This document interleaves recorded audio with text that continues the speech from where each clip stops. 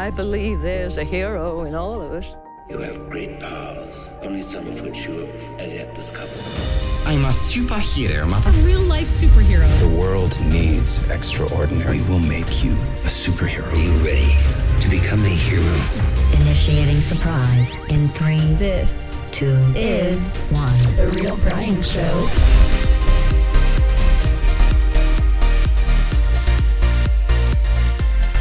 Your mother needs extraordinary. No agenda, no format, anything goes. We got a few things to nerd out on today. Just a few things to nerd out on, but not a lot. Okay, I don't even know. Hey, we're going to try something fun today, something new. We're going to do a little thing that is, the answer to life, the universe and all things, the 42 thing. We're going to keep this episode to 42 minutes or less, no matter what. And so when that 42 minutes runs out, if we're not done, the music's rolling. No way. It's happening. It's gone. We are out. And I don't even know what I'm talking about anymore, but Look at him. Such a bumbling creature. So foolish. He's made of so much skin. I will make him part of us. Yes, I will wear his face. Let's rock it.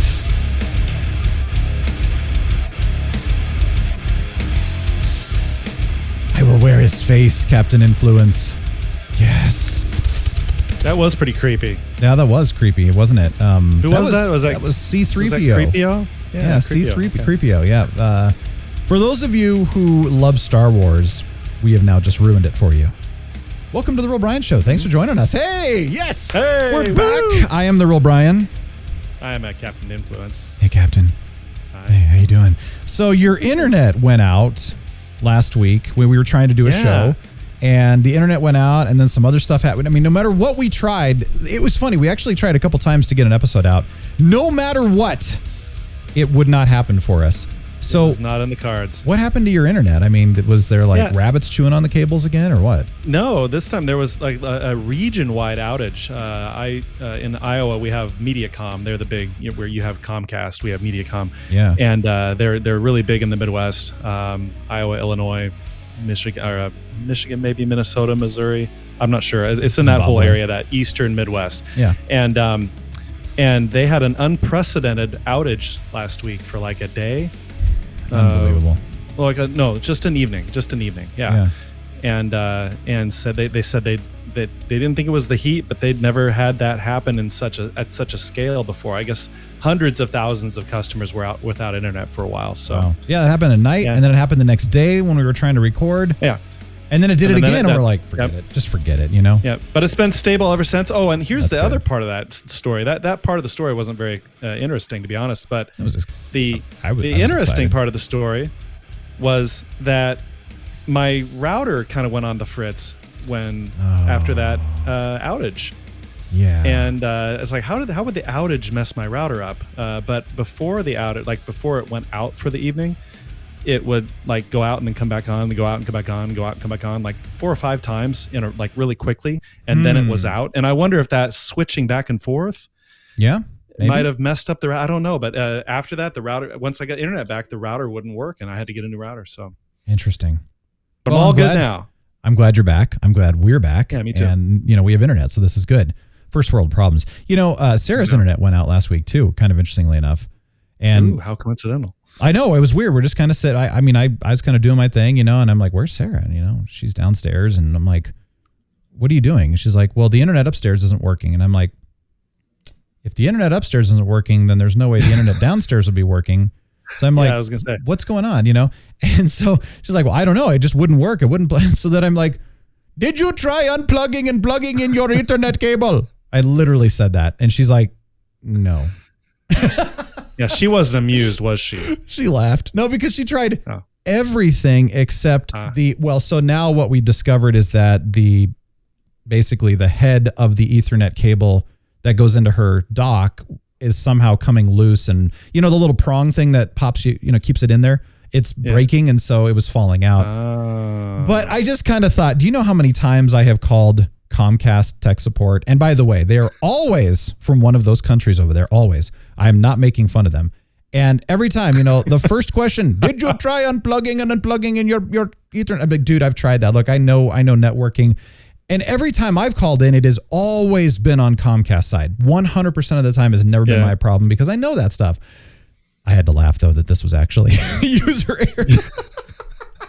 Dude, whenever oh my gosh.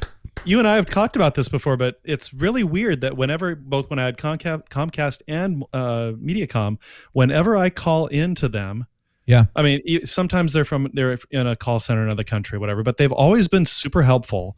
I've never called in where they haven't been able to help me and I've been frustrated with them. They're always able to help me for whatever problem I have. And this time the person I talked to was definitely in the United States. Yeah. So my experience has always been that the box that we had outside that, housed the internet for multiple people was older. And so, I mean, without going into too many stories, basically one time the guy came in and was replacing something and in the process fried our connector. Didn't even have anything to do with our unit. It had something to do with, someone else's. And then it eventually shorted out. And it was like an hour or two later. And that was the first scenario. And it was, of course, your modem. It was, your problem. You didn't know. And this is what they're telling me. Now, nothing, no offense against the people that are working in these call centers because they're literally reading scripts, They're not tech support, really. And so their resources are limited. Yeah. By the time you actually got somebody to finally agree to come out 2 weeks later, of course, that's the other problem. Then they realized, we did this. I'm like, that's what I was trying to tell you for like 15 hours. I mean, literally you sit on the phone for 4 hours with these people and they wouldn't believe me. Then the second time I noticed that Comcast came out for someone else and I was like, oh crap, my internet's going to go down. And it did. And I was like, no. Oh, geez. And they did it again and again. It was like 4 hours on the phone. Nobody believed me. It's your modem. It's your fault, your router, everything else. It was their fault again. And I'm not kidding. There's been 6 or 7 times where that has always happened and it's been their fault. It's been something that they did. So now they finally have an Xfinity Comcast store locally. I don't even call anymore. I drive over there because it's 5-minute drive and that's a lot less time than 4 hours, on the phone with them. Right. So yeah. And honestly now they're great. They've got competition. So of course their customer service is fantastic. And they fix, honestly, whenever there's a problem too, they're always like, oh yeah, no, but we'll take care of it. We know. Yeah. So it's good now. It's but nice to have those stores where you can get a face in front of you That's wonderful. That's why Apple stores are so nice if you have problems with your iPhone or whatever. Apple stores are amazing. I know we don't have one locally, but oh well. Dude, Captain, have you watched the neckbeard video yet? No, I still haven't watched the neckbeard video. I'm so sorry. I feel stupid because it's only a couple minutes long, right? I mean, what's my excuse? It's 3 minutes, dude. 3 minutes and 6 seconds. I know you have no excuse. I'm negligent. That's all it is. I'm a negligent co-host. And yeah, I you're apologize. a bad friend. I sincerely apologize. Yeah, no, it's okay. It's okay. Have you watched the neckbeard video yet? By the way, I know some people were asking, well, is it on the podcast? No, it's only on YouTube because it's a visual thing that you need to see. So, by the way, for those of you who are primarily listening to the podcast, that's awesome. Thank you.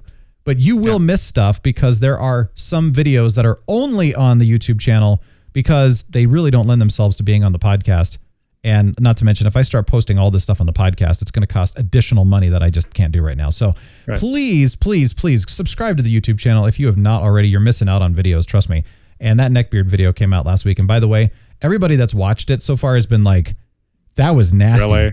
And that was awesome. Everybody, yeah. So I don't think anyone has hated it. I mean, maybe they have, and I just haven't heard any negatives and no trolls yet or anything. But so far, everybody's been like, wow, that. I didn't think you'd do it. Everybody said that. I didn't think you'd actually follow through with it. I don't think you did it long enough, in my personal opinion. I think you should have gone at least a month or two. Yeah, part of that had to do with the fact that, I was in the middle of COVID. I was already uncomfortable, and that was really starting to bother me. It was... My hair is thick, man. I had no idea. I'd never grown it that long before on the neck. And it was literally like every time I would turn, it was like things would be sinking their teeth into my neck and itching at the same time. It was like, I can't do this anymore. Like, this is crazy. But I at least went the longest I've ever gone in my life. And then I shaved. It was beautiful. Those pictures are, they're magnificent. That's all I got to say. I hope your cousins are satisfied with the I haven't heard from them yet. Well, I take that back. Stephanie did actually watch the video and she was just like, wow, she posted it on her own Facebook. She was so proud of it. Did it go viral yet? I don't know yet, but the video seemed to have gotten a lot of, views. So yeah, I mean, she was very proud of the neck beard, and I said, thank you. It's wonderful. And when we come visit you, sometime I'll definitely have it. And she said, we probably won't be able to be seen with you in public. And I was like, neck beard seen with you guys in public. That's a tough one. So I'll have to think about that one. But anyway, what I think is really cool, Brian, is that like 1,000 years from now, some of our descendants might stumble across that neckbeard video and be inspired, and it'll go viral 1,000 years from now. Yeah, why wouldn't you? Never know. I know, because the neckbeard, man, it's so against the grain. It's so against what anyone does. Yeah. Nobody's gonna grow a neckbeard, but I did. You know what else? Nobody. Speaking of cousins, that's true. Nobody I know. Speaking of cousins, I will share this hilarious little. So we were gaming, and Clara was apparently they had been out swimming, and they just came in and started gaming, and so we're chatting and all that.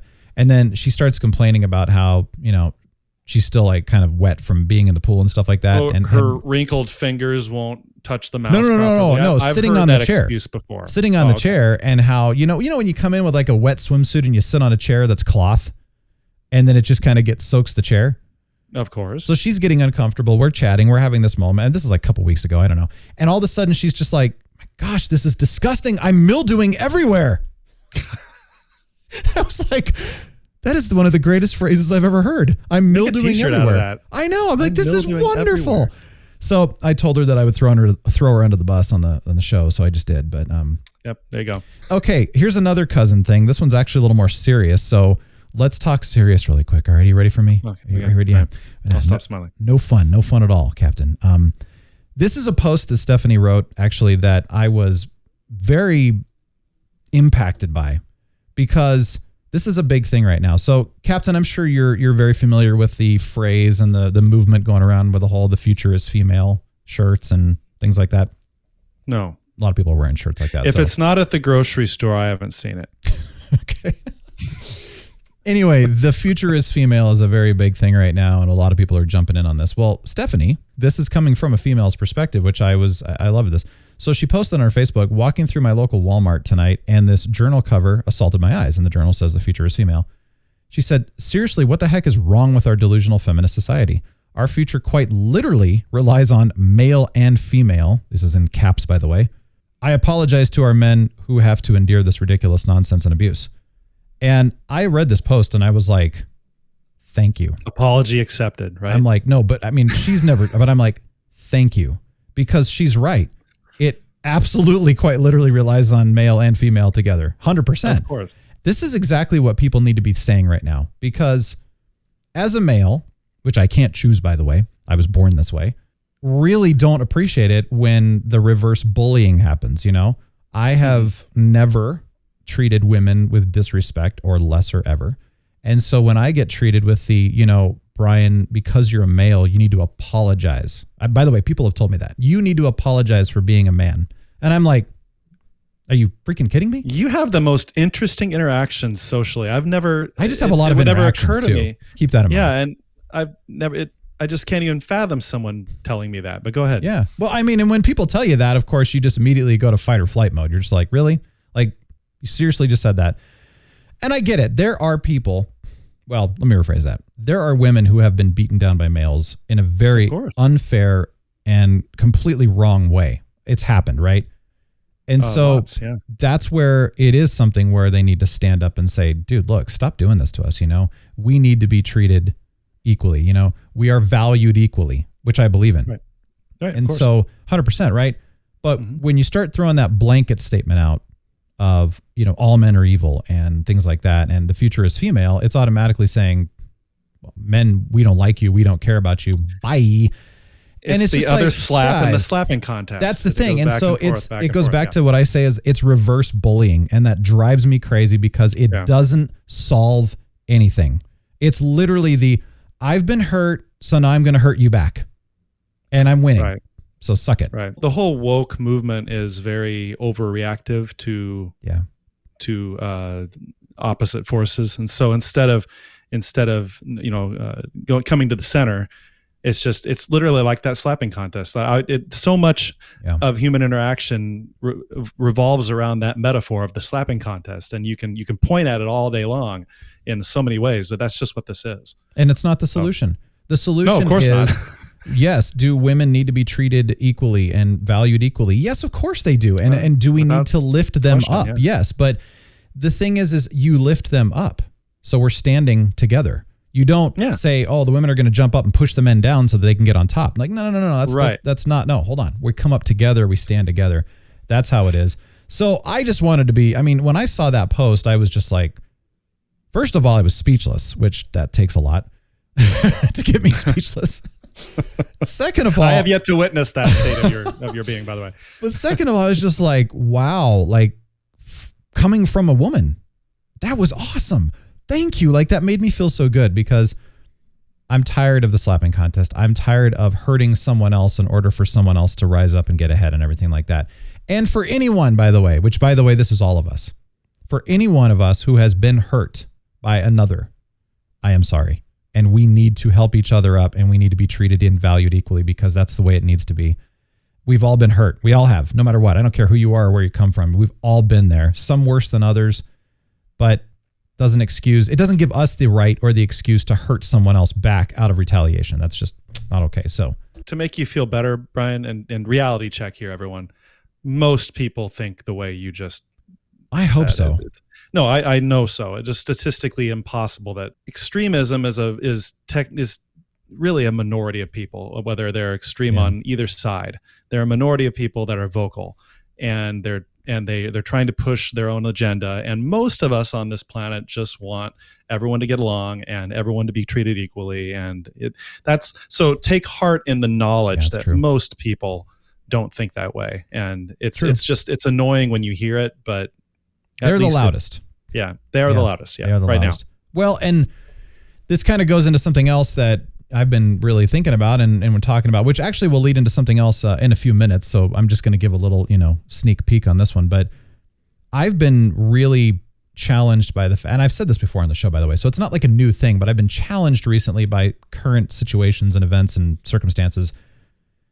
The more we know and expose ourselves to is not necessarily helping us right now. And I feel, because things like this, it's like, you didn't even know about this movement. Yeah, I didn't. And it's like, in some ways, ignorance is probably good. It's not just bliss, but in some ways good, because it is a vocal minority. Now, if you were contributing to the problem of pushing women down, then it would be a very different story, but you're not. And I know you're not. Right. So in that particular situation, you didn't need to know about it really, because it doesn't necessarily benefit you. And in many ways, it could frustrate you or hurt you or something, right? There's things like that out there. The people who it should shame wouldn't be ashamed by it. It's just going to aggravate them more.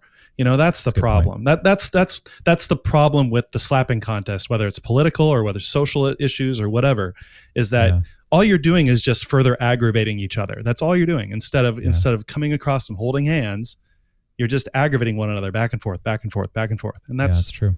I wish we could get out of that cycle. I really do.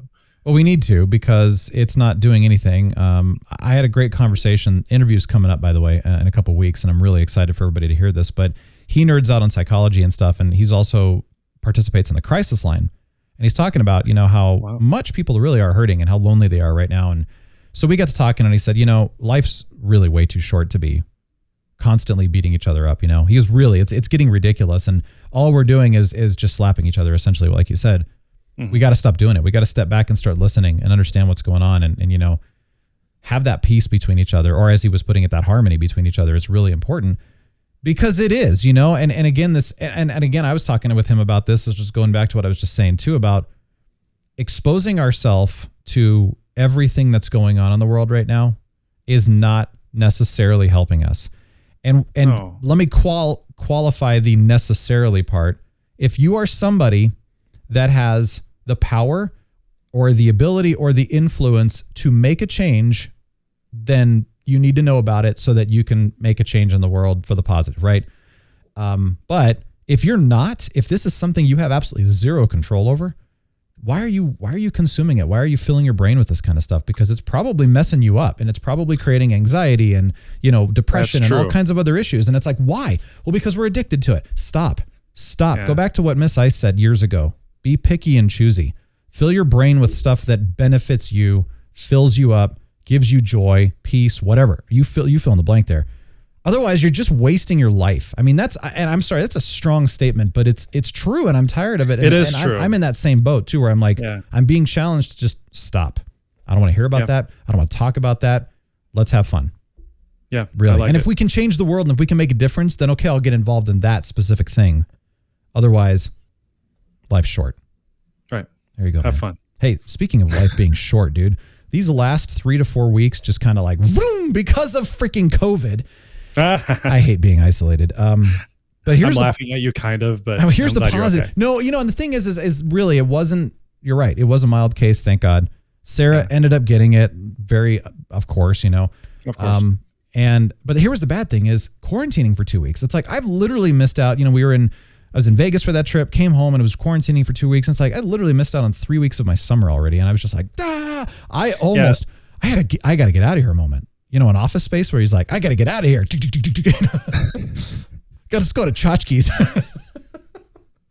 So some what do they call it? Shrimp. What is it? Shrimp fajita. No. Oh my gosh. Shrimp poppers, extreme fajitas, and pizza shooters. 31 pieces of flair and a terrific smile.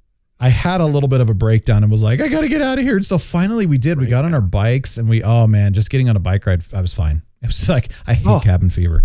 So dude, I got to tell you, I mentioned bike rides briefly. Too. Yeah. I've been going on bike, I've been going on my bike rides every weekend. And my rides are only 30 minutes long, but they're very vigorous. Like I come home and I am drenched in sweat and I'm tired and I'm still breathing hard even after I've gotten home. I'm starting to see difference physically. Nice. I really am. I look at myself in the mirror and I go, oh yeah. Okay. Kind of thing. So you have to see when you're trying to lose weight, you have to see that result or you'll just peter out. Well, I'm seeing results between Pilates, biking, counting calories, those 3 things. Nice. It's working. And of course it's where nutritionists out there are like, duh, but it's the first time in my life that I can remember seeing a tangible result from that work. So just wanted to say that. And you are correct that seeing that tangible result is what motivates, because I can't tell you how many times I'll hear from people or you'll read a review about a product. Well, I tried it for 3 weeks and I didn't notice any difference. Like, duh. You probably didn't do enough. You're not going to notice a difference. A product alone isn't going to do anything for you. You got to combine it with other stuff. So, unless you're like really unhealthy. If you're like really unhealthy and you do a big change, you're going to see a difference quickly. But really quickly, yeah. Yeah, if you're somebody that's kind of an average health, or maybe you're already realistic. Here's the other thing that I really hate, the short-sighted opinion that everybody has about this too. Like, it's going to help you in the long run. And you're not going to see the results right now. You'll see them in 10, 20, 30 years from now, because you won't be in the hospital, with pharmaceuticals pumped into your system, because you'll be keeping yourself healthy instead. To make people feel even better about that, you're not going to need to wait 10, 20, 30 years. You're not wrong what you just said, because your health way down the road is going to be affected by what you do now, but you will see results certainly within a year if you stick with it. Absolutely. It's just sticking with it. And that's the problem I've always had all my life for 40 years. I'm just sticking with it, Yeah. And I finally found a way I can stick with it, and it's working really well. So that's awesome. Yeah. I've been in that same boat too, where it's like Pilates all these years and then coming back after COVID and getting into Pilates and having our friend Inga, who has been pushing me very hard. I finally started to see results and feel the results. Like all of a sudden I'm not having back pain and issues anymore. And I'm able to like use my core like a normal person after that back issue and, failed surgery kind of junk. Right. And it's like, that's a big notice, but it took a while. And then biking and eating healthier and getting like a 14, 15 hour fast between dinner and breakfast. Right. Guess what? I'm losing weight. I'm seeing results. It's like, oh, and I'm so motivated. I don't want to eat sugar anymore. Except for the donut that I just got for free. But other than that, I don't want to eat sugar anymore. Hey, I just want to say, Brian, I thank you for directing me towards Pilates, because that has been a lot of fun. And I didn't realize my wife would want to do it with me. Yeah. But both of us are having a lot of fun doing that twice a week. And That's awesome. So thank you again for your influence in that regard. That was a good lifestyle change for me. So You're welcome, and I'm excited for you too. Like and you know what's interesting is I was never trying to push you to get into Pilates. It was just more. I know you weren't. No, I know, but and you were that's definitely the thing. influencing me.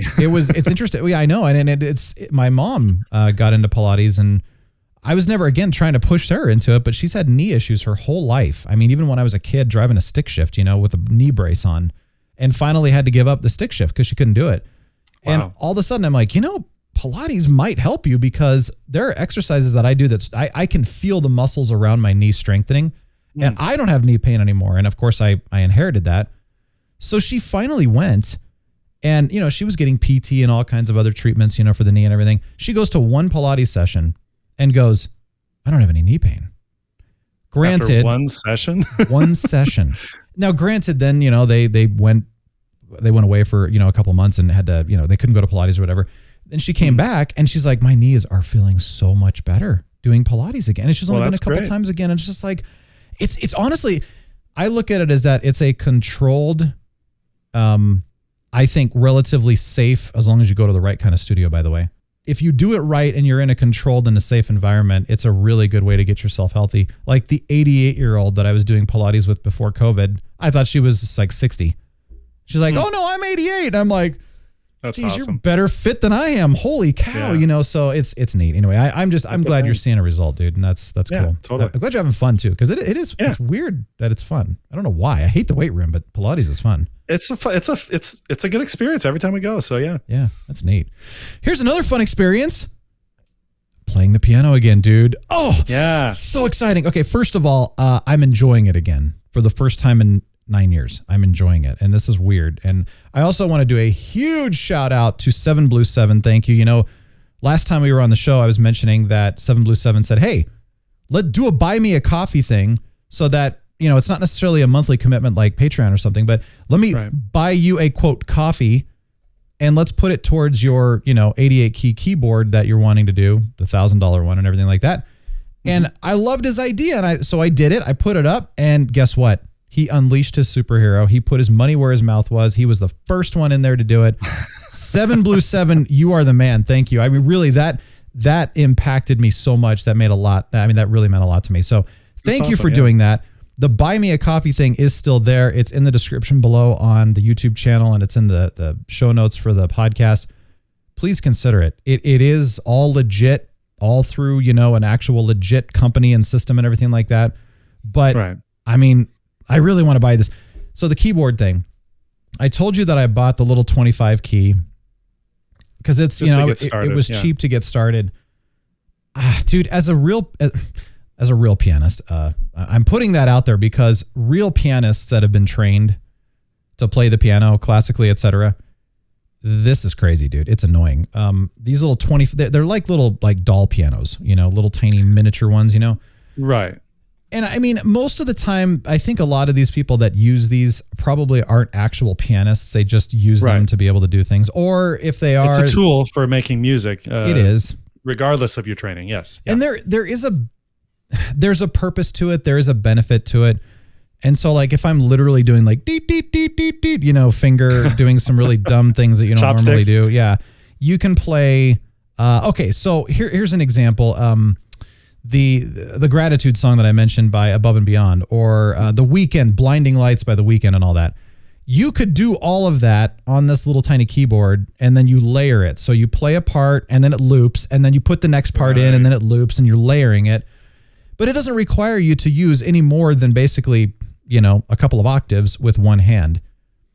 I hate playing like that. I'm not a layer it. I'm like, let me do it all at the same time with both of my hands with the full 88 key keyboard because that's what I do, So I'm trying to play Josephine by Ritual, which I love that song, by the way. Oh my gosh. And I'm sitting here playing it on this little tiny thing and I'm like, this is just, it's upsetting me. So I'm like, I go to the full piano and I'm like, let me play it. And then I start improvising and I'm like, ooh, it'd be better if it did this and did this. And then I started like going all over the piano. So this little 25 thing, I don't know, man. It's frustrating. I think there's a use for it, maybe, but I almost feel like I should return it because I'm still within the window of returning it, and just go all in with that 88 key piano and just say I can do everything on that, and it's full size keys and it's 88 full, the full size piano too. So really, please consider the buy me a coffee. I'm sorry. Please help us. We put this show out for free. We don't get paid to do this. It would be really honestly helpful if you guys could just throw $5, towards this fund. I'm serious. Yeah, just a few bucks. I want to do this. Yeah. Right. So anyway, thank you, 7Blue7, for initiating this thing. And thankfully, nothing was on the fritz for me, but I know your internet was. But you know what I would like to know is what the heck, where did On the Fritz even come from, dude? Oh, well, luckily for you, that's this week's origin. So really, I got On the Fritz. I got this from worldwidewords.org, by the way. So most dictionaries just say very cautiously and flatly, quote, origin unknown when it comes to this idiom. The phrase is now a common American expression meaning that some mechanism is malfunctioning or broken. For example, the washing machine is on the fritz. Again, the British and Australian equivalent, by the way, would be on the blink. That's interesting. I like that. However, when it first appeared about 1902, so before World War I, it meant that something was in a bad way or bad condition. Early recorded examples refer to the poor state of some domestic affairs, the lack of success of a stage show, and an injured leg, not a machine or device in sight. Some people, especially the late John Ciardi, the American poet and writer on words, have suggested that it might suggested that it might be an imitation of the noise that a faulty connection in an electrical machine might make, or the sound of a fuse blowing. This theory, however, falls short because none of the early examples is connected with electrical devices, and the phrase predates widespread use of electricity anyway. Weird. So others feel it must be connected with Fritz, the nickname for a German soldier. It's a seductive idea, a German soldier in the early 20th century, that is. It's a seductive idea. There's one problem, though. That nickname didn't really start to appear until World War I, about 1914, long after the saying had been coined. William and Mary Morris, in the Morris Dictionary of Word and Phrase Origins, suggest that it may nevertheless have come from someone called Fritz in the comic strip called The Katzenjammer Kids. Sounds German. The Katzenjammer Kids. In this, two youngsters called Hans and Fritz got up to some awful capers, fouling things up and definitely putting the plans of other members of the strip community on the fritz. The comic strip appeared in newspapers from 1897 onwards, so the dates fit rather nicely. But there's no evidence that confirms it so far as I know. There's also the key question, why don't we talk about being on the Hans? Seriously. So the truth is that nobody really knows, nor now is ever likely to know where this phrase came from. Yeah. I think the comic strip one seems to be the most plausible one. I mean, the other ones don't really make much sense, but it does. But but like some other origins we've done in the past, I wonder if it became more in common usage after World War I and then World War II.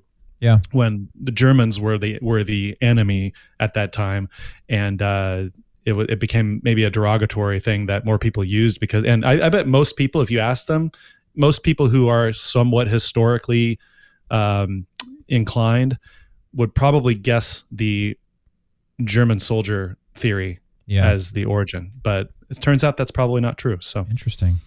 I love it. All right. Well, cool. Well, thank you. Appreciate this. Yeah. Well, let's briefly talk about the movie Threads, because first of all, I want a little history how this came about, but this actually ties into what I was saying about, being picky and choosy and filling your brain with only what's necessary, because there's a reason behind this. But tell us the origin of this really quick and why this even came about.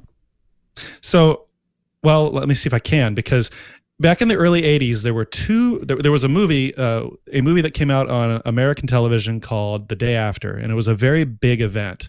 It was a really big deal. I remember it when I was a kid. Everyone was watching. It was like, you have to watch this. It airs tonight. It might have even been a miniseries. I don't remember if it was a miniseries or one-off. But anyway, it had Steve Guttenberg and several other famous people at the time. Yeah. And it was about the onset of World War III, a nuclear war, a nuclear exchange between the Soviet Union and the United States, and the end of the world, essentially.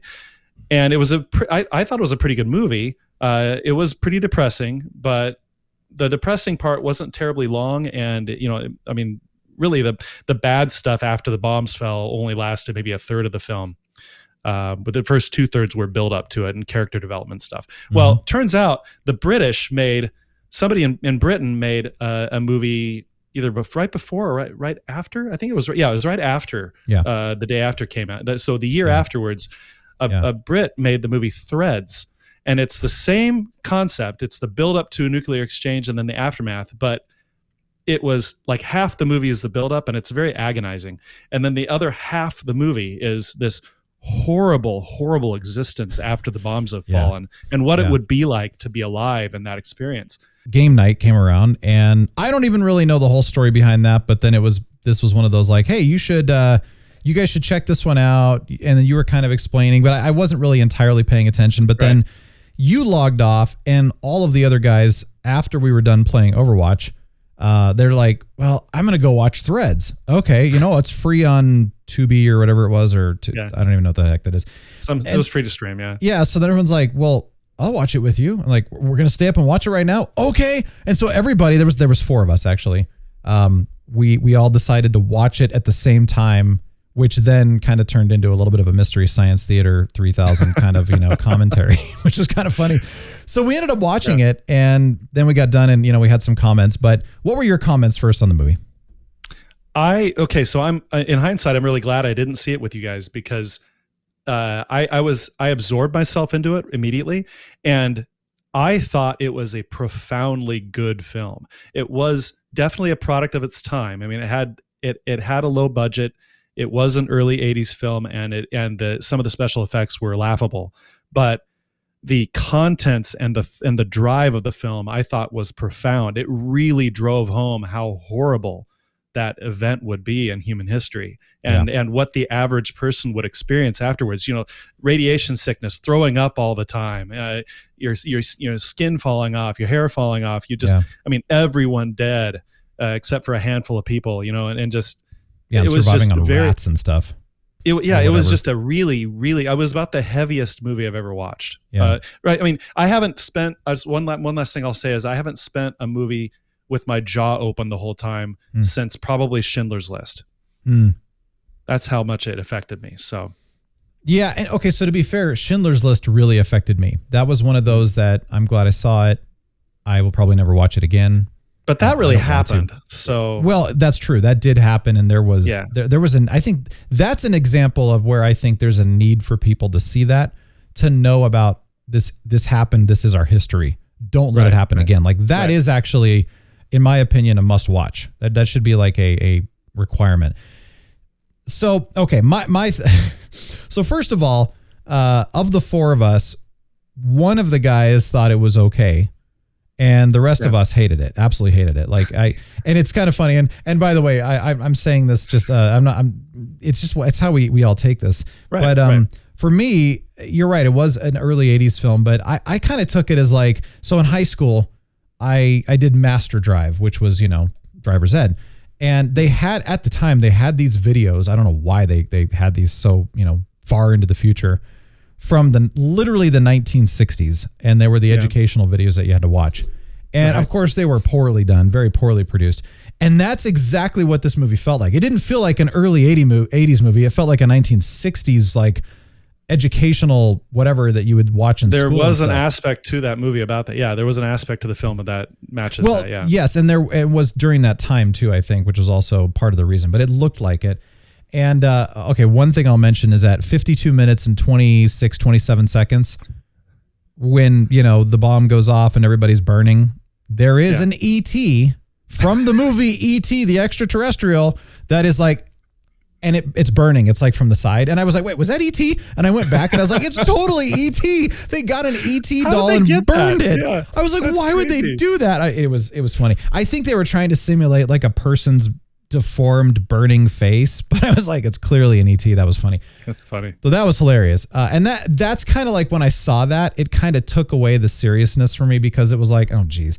So the low budget, I missed that. So I know. And the low budget aspect made it comical, I think, for most of us. And I think that's why. But the other thing, and so for us, it was boring. It was bad. I would put that in my top 3 worst movies ever seen, but to go to your point, which Captain, I think is a very valid point. You are correct that they did show a very real, this is what it would be like if World War III happened, and this is how it would be, and this is how people would react. And I thought that was done well. And in fact, we were talking about that post movie, like, okay, they did their research. They did this well. It was well done and stuff like that. And therefore, it was very, very, very depressing, very hard to watch. Yeah. And so then that kind of goes back to what I was saying in the beginning of like, right. Did I need to see this? You know, does this help me or my life? Does it better my life in any way, shape, or form? And the answer was absolutely not. It's 100% no. Now, what I do believe is that anyone, and this kind of goes back to what I was saying too, anyone who has decision-making power, influence of any kind, whatever you want to call it, that directly influences or decides whether or not any of these countries in our world today goes to World War III or not. If you are in a position to influence or make a decision, you should watch this movie. You should watch The Day After, because it will show you this is what's going to happen if you choose to make this decision to do it or not. For the rest of us, unless you're kind of into that kind of genre or that kind of thing, I felt for the rest of us, it did not improve my life. If anything, it made my life worse. And I hope that something like that never happens, because that would suck. And I think you and I were even saying, I think we'd rather be one of the ones that died in the bomb blast than be one of the survivors, because it was so depressing and so just heinous. Hey, whatever side you lean on, there you go. You've got two opposite reviews. And so, let that guide you. I mean, I love ending on a positive note. So we're just going to say this again, get out there, value and respect each other regardless, make a difference, nerd out and have fun. I mean, life is short. Have fun in life. I mean, really. And please unleash your superhero, because not enough people in the world are doing that right now. So there are many ways to do that. And so there you go. But in the meantime, something else that's incredibly inspiring, which I find to be probably the most important thing of our episode. Deep Thoughts with Captain Influence. Instead of on the Fritz, I say on the Spritz, because Spritz reminds me of 80s hairstyles, and those were definitely broken. Yes, they were. You know what the music means. In the description below on the YouTube channel are all kinds of things. You should go there and you should look. You should subscribe to the YouTube channel if you've not already done that. Like the video. Hey, if you don't comment, you're a bad person.